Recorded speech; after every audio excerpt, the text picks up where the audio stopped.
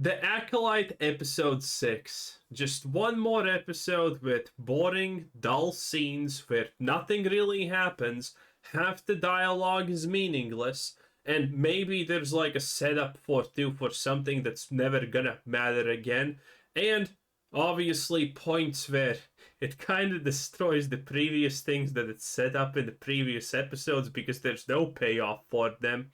It's just a classic. There's only 2 episodes left, but honestly, I don't know if I'm even gonna watch them because the Acolyte is not just bad; it's boring. If the first and second episodes were at least entertaining in how bad they were, then the third and fourth and sixth episodes are just really boring and bad, and that's unacceptable. I can watch bad things, but they at least need to be somewhat active and entertaining. This one was not at any point entertaining, even. It's funny how we all revert to type sooner or later, isn't it? The abusive partner who promises to change their ways and even manages to hold their temper in check for a month or two before something sends them over the edge. The alcoholic who swears off the booze after drinking paint stripper and waking up in someone else's bathtub with blood on their hands one too many times, only to find themselves right back where they started. Or in this case, the Classics indeed. a laughably stupid TV show that got marginally less terrible for one brief episode, only to lapse right back into its old habits with the next one. Episode 6 is... Yeah. Oh, by the way, this is what I'm talking about them destroying the payoffs that they set up previously. When they got on this stupid planet, they showed the bugs, and the bugs were obviously going to be important. They made a huge deal about them being attracted to light, and when it's dark, they're going to start actually moving and stuff's going to happen. And here, episode 6, it's day. It's day. And the stupid bugs are just randomly attacking something that doesn't even have a light source. Just at random. What's the point of making even an attempt at a setup if you're gonna completely destroy it one episode later? Is in many ways a perfect conglomeration of everything that makes The Acolyte such a laughingstock. Horrendous writing that incorporates... Also, I wonder if this is a trans character, by the way, because I can't make heads or tails. Is this supposed to be the most feminine man ever, or the most disgustingly masculine and ugly woman ever? Pick your poison. I'm not sure. I don't care. Makes The Acolyte such a laughingstock. Horrendous writing that incorporates every cheap storytelling cliche in the book. A nonsensical... You know what's the funniest part about this scene right here? It's a scene where Smilo is supposed to manipulate Osha. Where he's supposed to get her to convert to the dark side. He's supposed to be smart, slick, and play on her insecurities. You know what's the irony of this scene? He doesn't do it. He actually fails at predicting her motives and fails to understand her as a person. And that's really hard considering how one-dimensional and bland she is. Cliche in the book. A nonsensical and meandering story that takes twice as long as it should to accomplish anything. Forced and clunky dialogue that reads like it was written by an earnest 13... Yeah, the Jedi are just forsaking being a Jedi, and it's so dumb. ...year-old fanfic author, wildly misfiring attempts at humour in the worst possible places, and apathetic performances by a mixture of good actors trying to... Why was he supposed to be naked? Also, I don't agree with the idea that he's a good actor. He's not, in my opinion, at all. ...make the best of bad material, and bad actors trying to make the most of their limited range. It all... Dude, the ship scene with May when she's pretending to be Osha. The first fact that the Jedi who literally can read minds is not going to be able to tell who she is. Second of all, the fact that this was supposed to be intense, where Osha figures out, wait, do I want to kill him? Do I not want to kill him? And will the Jedi Master Squid Games figure out that it's actually the evil twin? Ooh. And it all just happens pretty much at random. Nothing really makes sense. There's kind of hints, but did he get those hints? I have no clue, honestly. It's so hard though. They don't even it just feels random. This is supposed to be intense, but it feels just so unnecessarily random. Most of their limited range. It all adds up to a big old pile of shit. Yeah, it might have had some pieces of sweet corn visible in it the last week, but now it's gone back to just being regular old fecal matter. So let's get this over with as quickly as possible, shall we? The episode begins with strong female protagonist waking up on unknown planets. But for the purposes of this, it looked like the place where Luke in the Ray movies was, kinda. review, I'm just gonna call it Craggy Islands.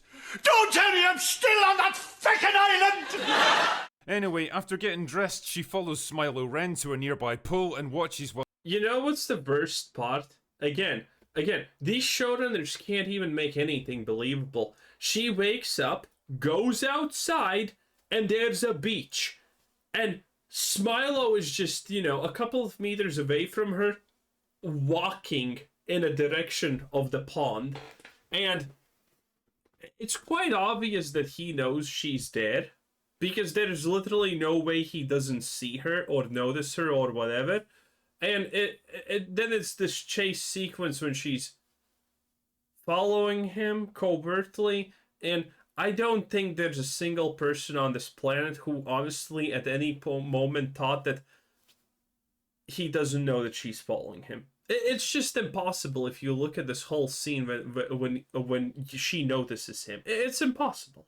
Well, he takes a lovely dip for absolutely no reason other than the actor being extremely buff. You know, it's funny how people bang on endlessly about the objectification of women in media, but they're totally cool with stuff like this. Well, you can't objectify women. That is bad. Men? Of course you can. Which is literally the exact same thing. I mean, I don't mind too much either way, to be honest, but at least have a consistent rule. Anyway, Smilo Ren challenges strong female protagonist to touch his lightsaber, but she's like, nah, it'll be fine, and then he just kind of walks off so that the next scene can happen. This is going to be a consistent... Yeah, I mean, he literally killed her friends. She has the chance to pay back and whatnot, and she does nothing. Why? Well, first of all, because it's a horrible character and her motivations are stupid, but that's at least where the writers are consistent, because you see, both twins' motivations are nonsensic stupidity and flip-flopping all around the place. It's great. And also, keep in mind, OSHA previously in episode 4, before they landed on the planet, they had a moment with the, 3 stab wounds to the chest girl, and they were like, oh, is this our lesbian moment? It is, isn't it? And she doesn't care. All of her friends dead. She doesn't know who survived. Doesn't matter. Not gonna take revenge. Not gonna do anything. And why? Because he says some extremely vague horoscope level crap to her. Consistent theme throughout the episode, by the way, where characters have a certain point they want to make or a revelation they need to get to, and instead of just tackling the problem with a direct conversation like any normal person would, they drip feed tiny scraps of information before they either get interrupted by some contrived problem, or they just walk away to let the audience ponder what just happens. It's a cheap, lazy and predictable way to spin out what should be fairly straightforward dialogue scenes into an entire episode of frustratingly limited progression. It's nothing but the illusion of tension and mystery with nothing substantial to back it up. Anyway, over to strong female and... Yep, at no point there is any moving forward of the plot here, except that we all honestly, obviously understand from the last episode that she's supposed to be bad now, or she's gonna become bad. Antagonist who's infiltrated Squid Game Guy's ship by posing... Oh, and Squid Game Guy is obviously gonna make peace with May, and they're gonna team up to take out the bad Sith man. as her sister. Yes, this is a plot point that actually happens in this show, and goes up to the cockpit with a knife in hand to murder him. Although I'm not entirely sure why, because later in the episode it seems to suggest that she's here to tease information out of him about what happened to the communist lesbian space witches 16 years ago. Oh yeah, I completely missed that. She tries to kill him, but later she wants the truth? What truth? What kind of... Dude, how does she know that there's a truth to be had in the first place, honestly? How? It doesn't make sense. She either knows that there is a truth because she saw something, or she doesn't know that there's a truth at all. And from everything that I can gather, she doesn't know that there is a truth. Go, which would definitely make sense since she had a chance to kill him in the previous episode and totally didn't go through with it, so why the knife? Are you just trying to create suspense? What's gonna happen is May gonna kill Master Squid Games, or is Master Squid Games gonna figure out that, you know, it's actually the evil twin? Also, fun fact. Remember the stupid tattoo that OSHA showed Master Squid Games? Sal, I think his name was. And she's like, oh yeah, got drunk with the boys, woke up with the tattoo, and that was cool, Master Saul. And Master Saul's like, oh yeah, for shizzle, my dude. And you know, that was pretty much it. Yeah, turns out the tattoo literally doesn't serve any purpose. Because one, he is the only one who knows that she has a tattoo. Two, the tattoo is not even how he figures out it's the evil twin. Three, I actually don't even know how he figures out it's the evil twin. Because the stupid rodent that I'm gonna even question that has intelligence in the first place, that knows it's the evil twin because of the smell, I don't think that thing has actually human intelligence. Because it's not acting like it has human intelligence. make us think he's in danger? Did you even read the script for the previous episode? Ah, whatever. So Squid Game guy is trying to contact Jedi headquarters to warn them about what just happened on the planet, and instead of leading with something like, my team were just killed by a Sith Lord, the Sith are back and they're totally a thing now, and you need to put everyone on high alert because the Sith could Wait, actually, let's look at that scene again. my team were just killed by a Sith Lord, the Sith are back and they're totally a thing now, and you need to Where, by the way, the second lightsaber came from? He was constantly using one, but then there's magically a second one? put everyone on high alert because the Sith could destroy the whole Jedi Order if we're not careful. Instead, all he manages to do is mumble some bullshit about his team being dead and something big happening. Fucking hell, dude, now's not the time to be playing Man of Mystery. Just tell them what they need to know so they can send backup ASAP. Now, I know exactly why he doesn't say it. It's because the writers are trying to dance around the fact that they're totally retconning Star Wars lore, as long as they can say the events of this show are only known by a few people. It's just like Michael... Yeah, there's a chance of that. Now, admittedly, I don't think the writers are good enough to pull it off even. They're probably gonna leave a bunch of loose strands so that, you know, everyone would actually figure out what happened. Because how do you not notice that multiple Jedi Masters are dead?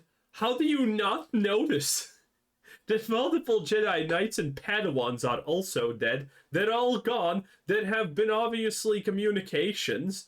And how do you not know any of this? How does this make sense?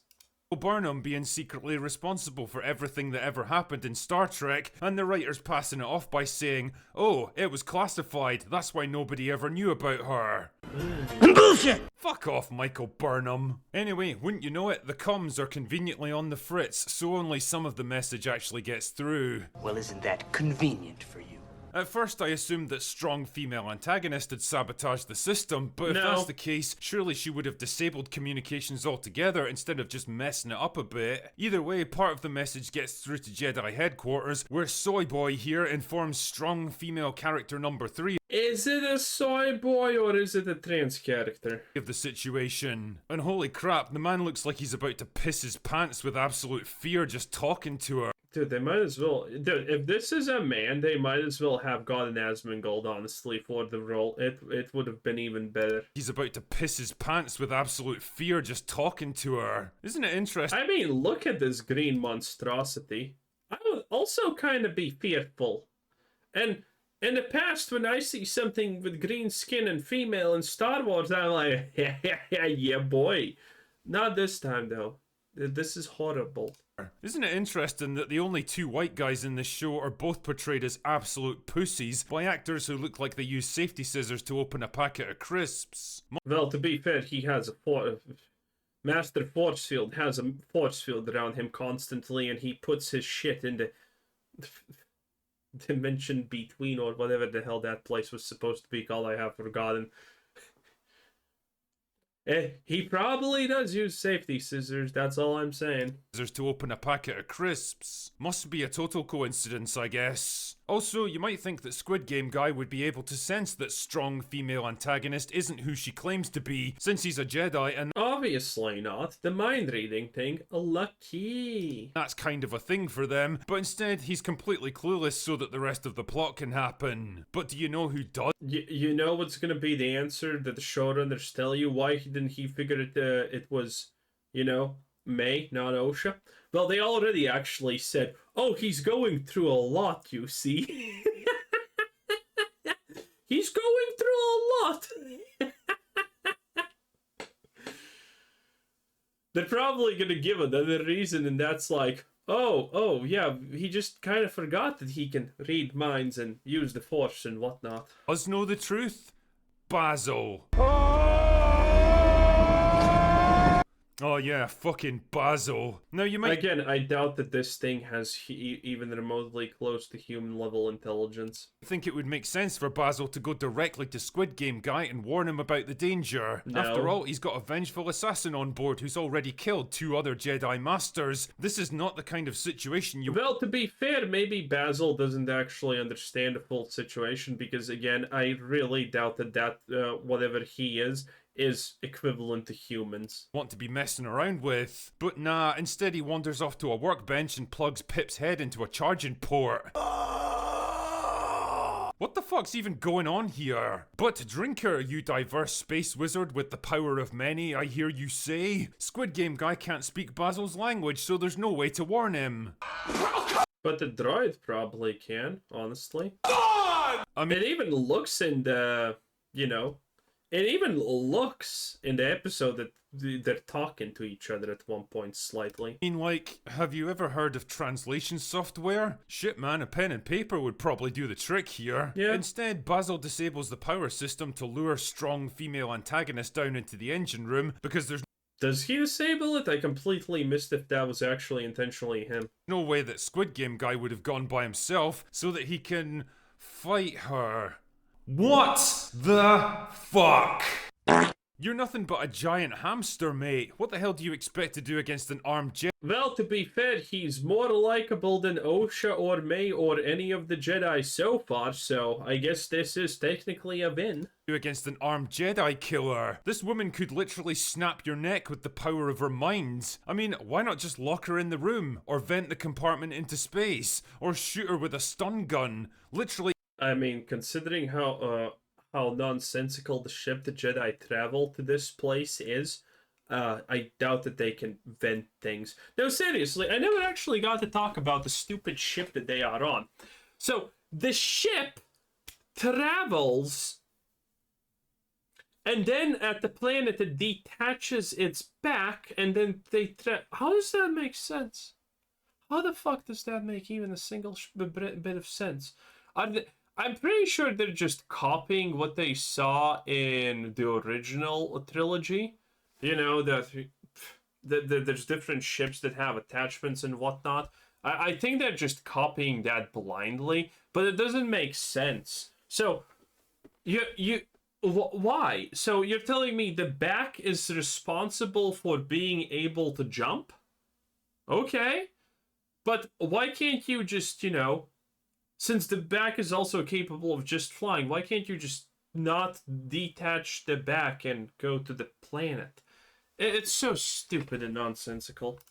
Anything except what you actually try here. And the most insane thing about this is that it actually works. He kicks her in the foot and Pip squirts robot cum in her face like this is a Three Stooges sketch, and then he vanishes into the ship again. Well, it is a Three Stooges sketch, that's the thing. But when strong female antagonist goes back up to the cockpit and tries to use the radio for some reason, Squid Game guy finally figures out who she is and stuns her. And honestly, Yeah. I can't quite decide if he figured it out because she gave the game away with her behaviour, or because Basil told him because he's standing... Yeah, I have no idea. I can't. I don't understand from this this scene.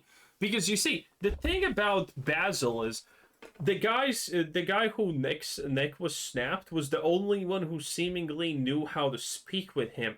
So The hell? I don't know. Did he just randomly pick up at one point that she's not Ocean, then he just had the stun gun on him constantly? And there you go. If the stun gun was in the ship constantly, why didn't May just take the stun gun and knock out Master Squid Games and then, nail him to a chair and then ask him what happened if she wants this information? None of this crap makes sense.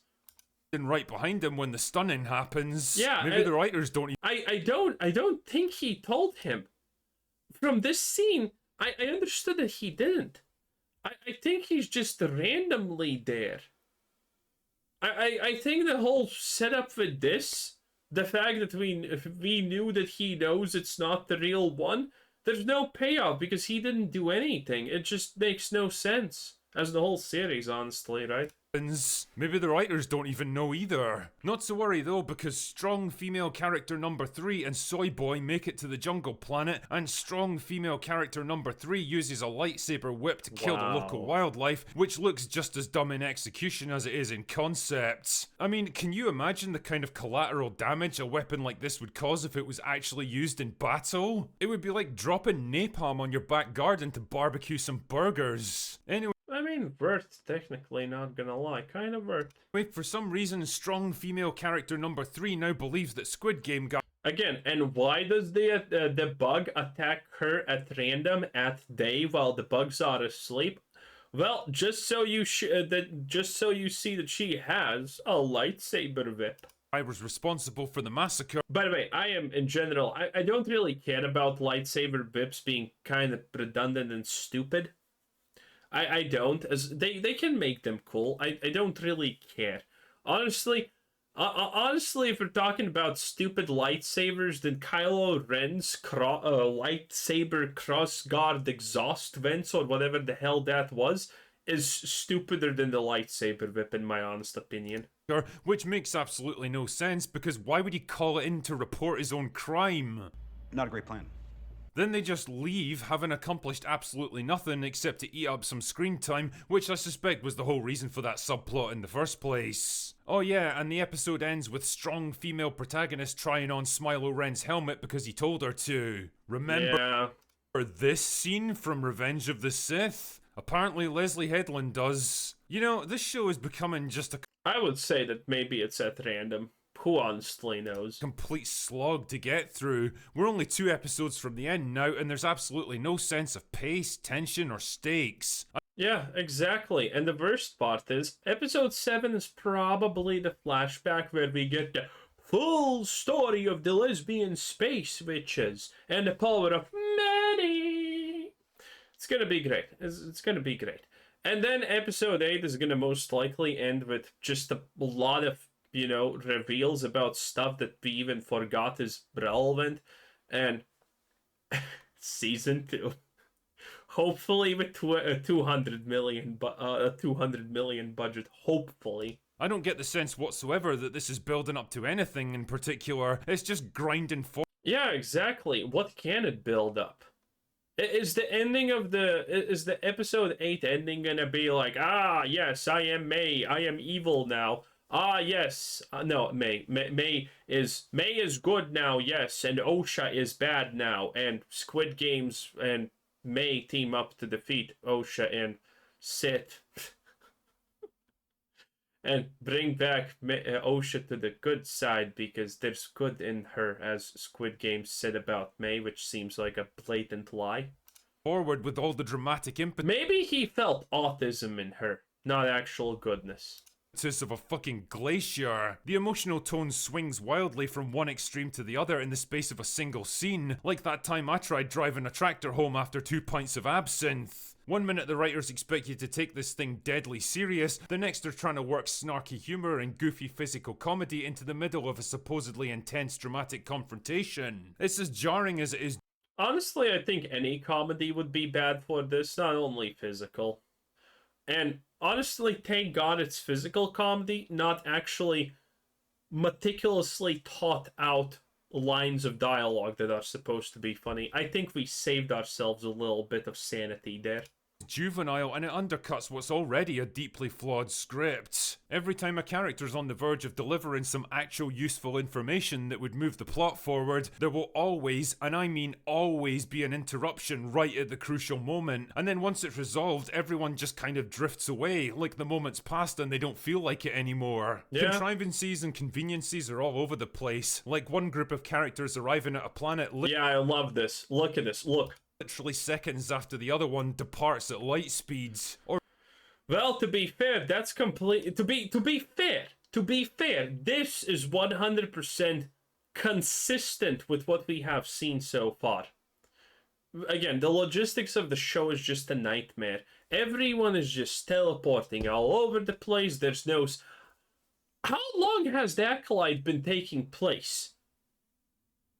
4 days? 5 days? A week? A month? I have no idea.